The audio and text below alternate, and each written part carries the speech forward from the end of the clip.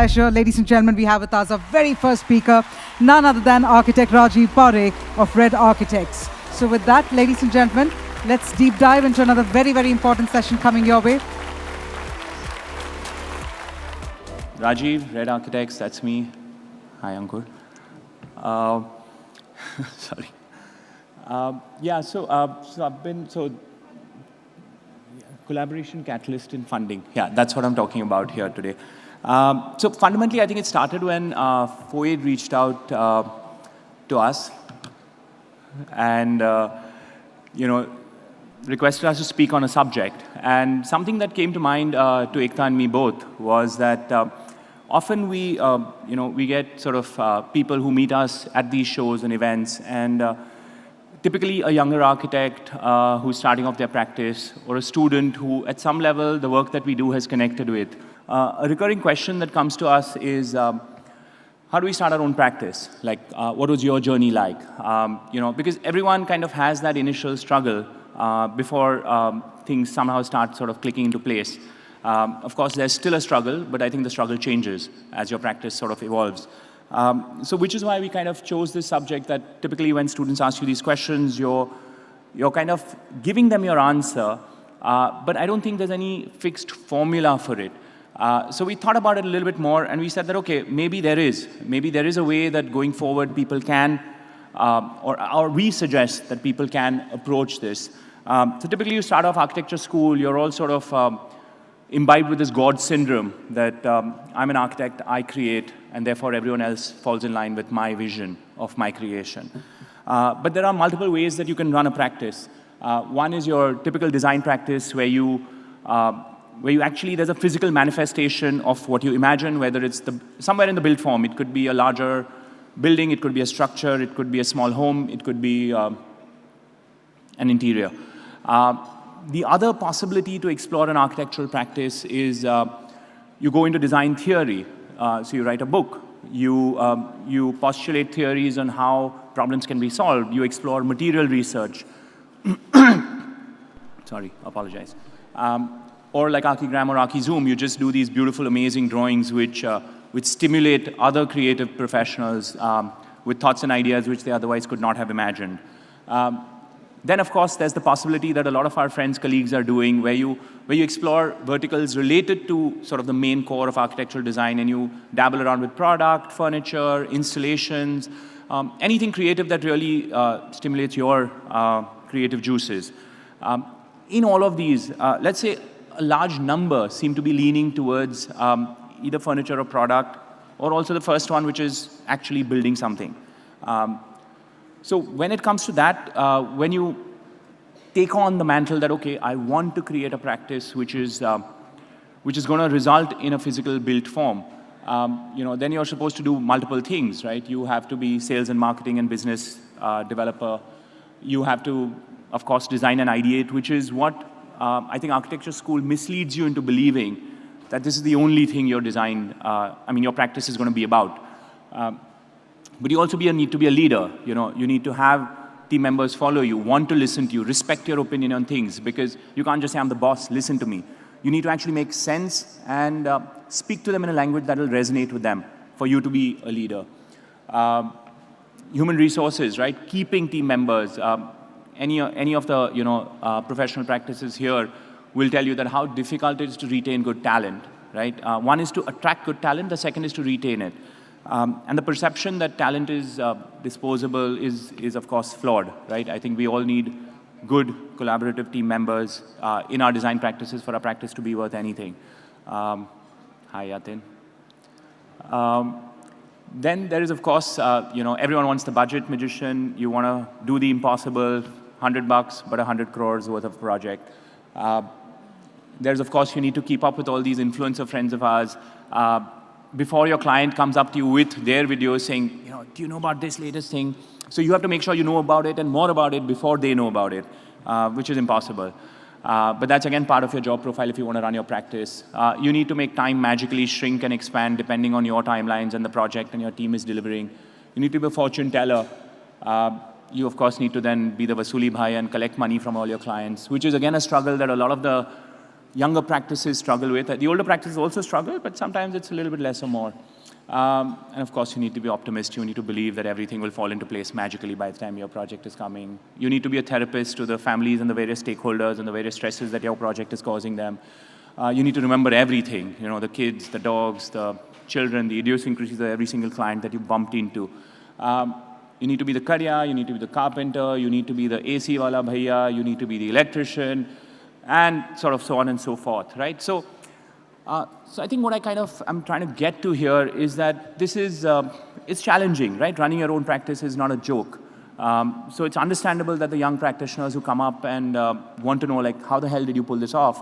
And honestly, we don't have a right answer, but here's what I think works, right?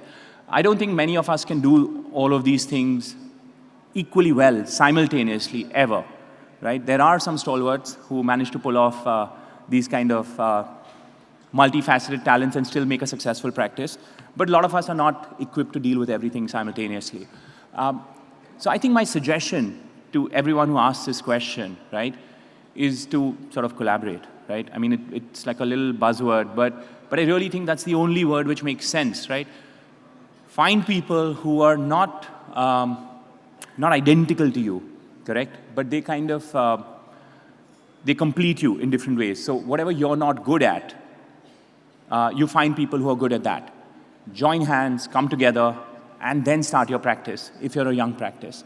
My also suggestion is to, let's say, 5, 10-man practices, reach out to bigger practices who resonate with your ideologies, right? And even for larger firms, right? I think the larger firms who are looking for talent, it's always a good idea to reach out to people who've kind of dealt with a smaller scale of practice. So it's there in law firms all over the world.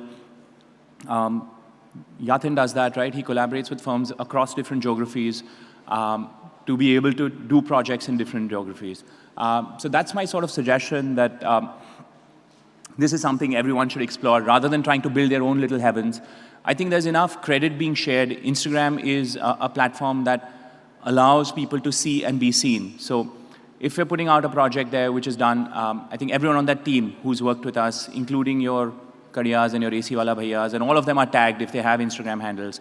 So I think the fear of you not being acknowledged or recognized for your work, forcing you to then start your own practice, if that goes away, it should allow people to have faith and work as a team so that everyone gets their dues depending on how much effort, how much time, how much energy they put into building the practices. So that's my sort of thing. The one next point that I wanted to postulate, taking this a step forward, was, okay, that's the wrong slide. I'll go back. Yeah, so the next step is that I was hoping that people also acknowledge that one is that when you collaborate with design professionals who you deem as your contemporaries or members of your fraternity, that's one aspect of it.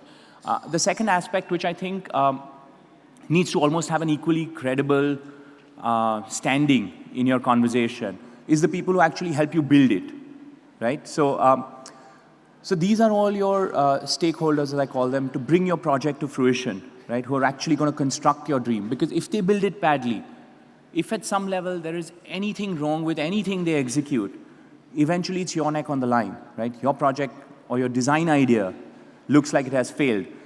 We've seen that happen to multiple sort of projects across, a leaky roof is a standard takeaway.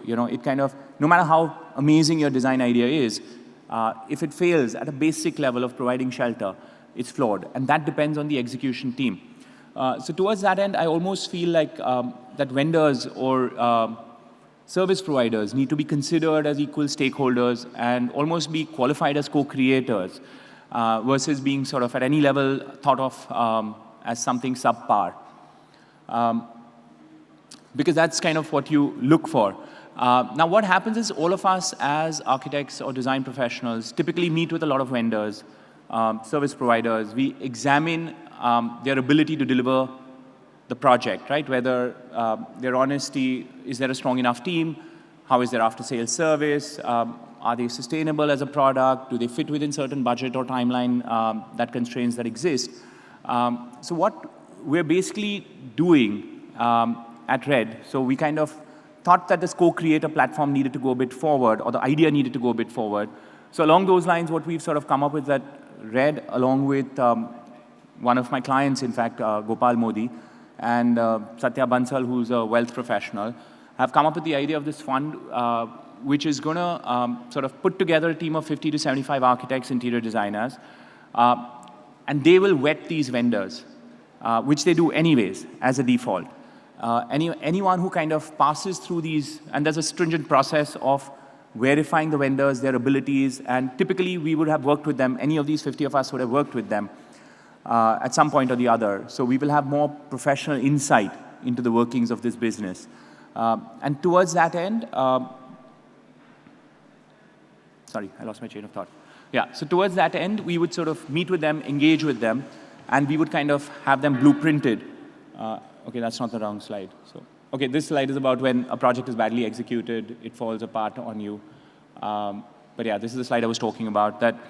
So these vendors would then have been blueprinted, and when they're vetted and blueprinted, so to speak, not only would they get that seal of approval and, of course, therefore be recommended to clients, but furthermore, one step forward, the architects will basically put their money where their mouth is.